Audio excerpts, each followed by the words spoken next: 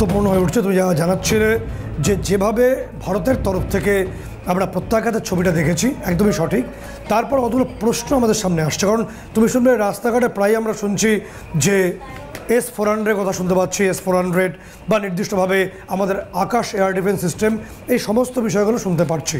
কিন্তু এগুলো শুনছি যেমন, কিন্তু আমাদেরকে এই প্রশ্নটা আমাদের প্রত্যেকের মধ্যে উঠে আসা উচিত যে অপারেশন সিঁদুর হওয়ার পরে আলটিমেটলি কি পাকিস্তান তারা সঠিক পথে চলে আসবে?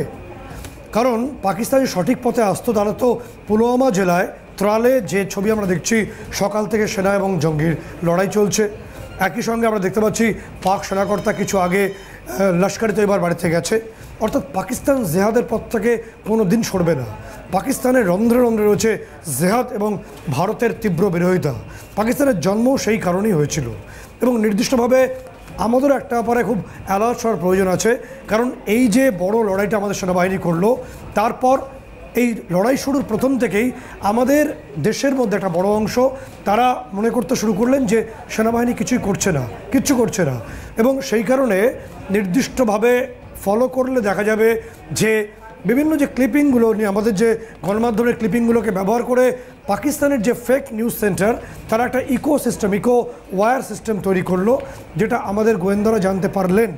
এবং সেই ক্লিপগুলো আমাদের বিভিন্ন সোশ্যাল সাইটে দেওয়ার পরিপ্রেক্ষিতে প্রথমে আমরা মনে করছিলাম যে আমাদের সেনাবাহিনী কিছুই করছে না, এই ধারণা আমাদের তৈরি হয়েছিল এবং গণমাধ্যমকেও আমরা কাঠগড়ায় তোলা হয়েছিল।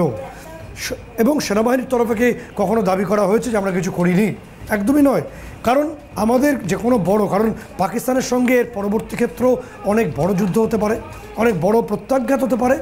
এবং তার সঙ্গে সঙ্গে এখন যেহেতু ওয়ারফেয়ার চেঞ্জ হয়েছে, পাকিস্তানের যে ISI নিয়ন্ত্রিত যে ফেক যে নিউজ সেন্টার তারা বানায় এবং তার মাধ্যমে যে ইকো ওয়্যার সিস্টেম, যেটাকে ইতিমধ্যে ভারতের তরফে গোয়েন্দারা ডিকোড করতে পেরেছেন, সেই তথ্যগুলোকে ভুলভাবে আমাদের কাছে পৌঁছানো হয় যাতে আমাদের সেনাদের আমাদের মনোবল ভেঙে যায়।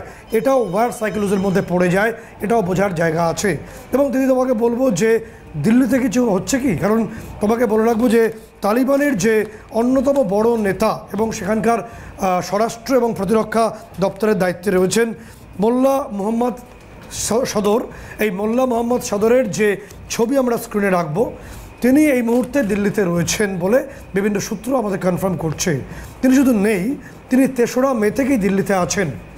বিষয়টা অত্যন্ত গুরুত্বপূর্ণ। তালিবানের শীর্ষ নেতা এবং মন্ত্রী তিনি 3রা মে থেকে দিল্লিতে আছেন, যখন আমাদের সঙ্গে পাকিস্তানের দ্বৈরথ মারাত্মক পর্যায়ে চলছে, প্রত্যাঘাত চলছে, সেই সময় তালিবানের শীর্ষ নেতা দিল্লিতে। এই বিষয়টা কিন্তু ভীষণ গুরুত্বপূর্ণ।